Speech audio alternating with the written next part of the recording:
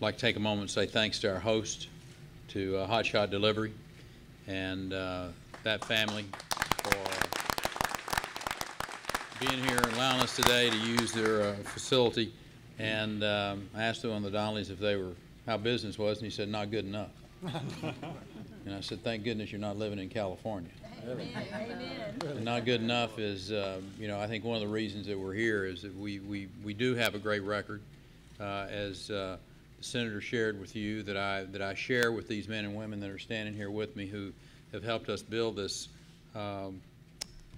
environment in the state so that men and women like the Donnellys can risk their capital and create the jobs and let those men and women take care of their families. And you know, the fact is we are always looking to be more competitive, how to do it better. You remember 2 years ago, about this same time, and I can assure you, these members of the legislature can attest, we stood on the brink of a particularly challenging legislative session. Like any business owner or family anywhere in Texas, during tougher times, we had some difficult decisions to make. Choices we made, however, helped stabilize our economy, kept industries hiring in the Lone Star State far faster than anywhere else in the country. As a result, we are the envy of the rest of America.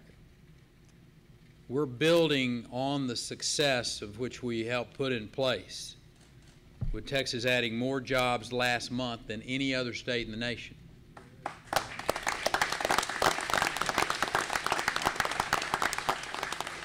Our unemployment rate remains well below the national average, even as we continue to lure substantial numbers of job seekers into our state from across the country. Our economic success has also meant sales tax collections are up, steadily posting gains over the last 2 years.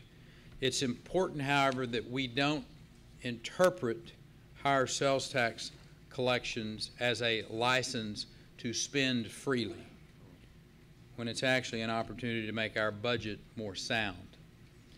Even if more money is being collected, we have to treat each dollar as respectfully and carefully as we ever have.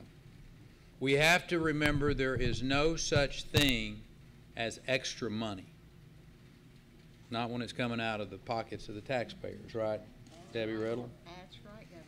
That's why earlier this year I proposed the Texas Budget Compact. Those were 5 effective principles that will lead to an even stronger Texas in the years to come.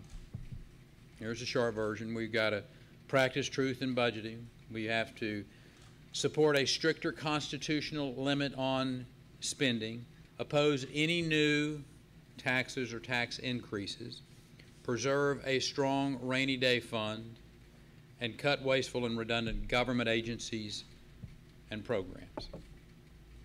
Today I'd like to focus on the second one of those that I mentioned, and that is the need for a stricter constitutional spending limit.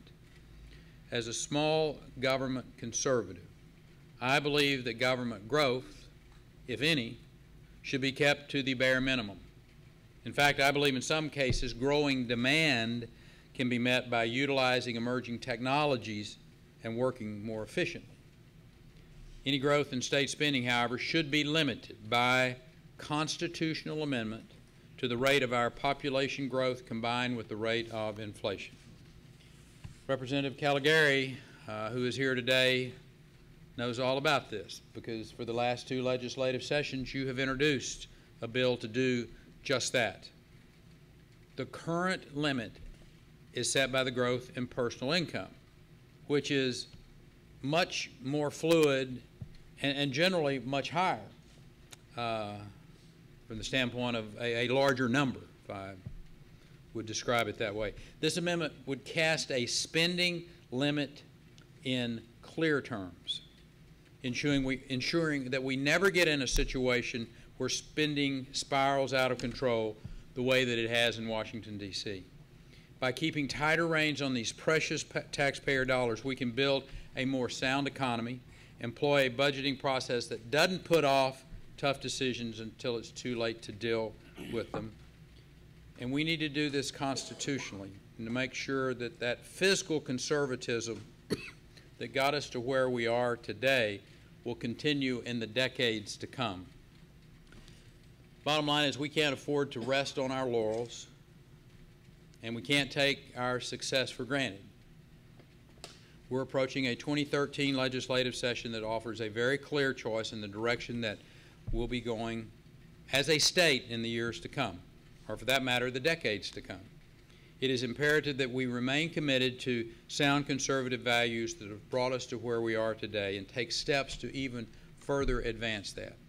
And I'd like for my partner in that over the last decade to say a few words, an individual who understands full well what the principles of sound fiscal conservatism can do and has been doing for the state, your Lieutenant Governor, David Dewhurst.